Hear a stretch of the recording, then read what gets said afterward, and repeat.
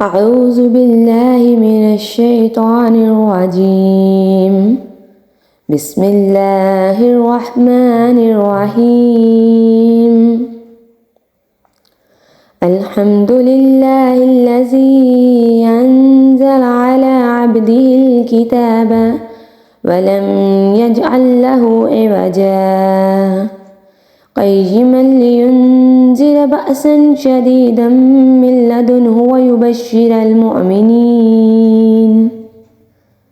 ويبشر المؤمنين الذين يعملون الصالحات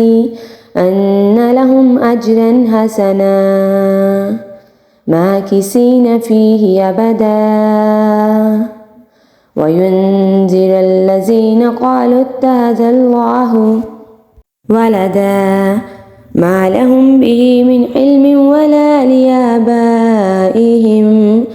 كبرت كلمة تخرج من أفواههم إن يقولون إلا كذبا فلعلك باخع نفسك على آثارهم إن لم يؤمنوا بهذا الحديث أسفا إنا جعلنا ما على الأرض زينة لها لنبلوهم أيهم أحسن عملا وإنا لجاعلون ما عليها صعيدا جرزا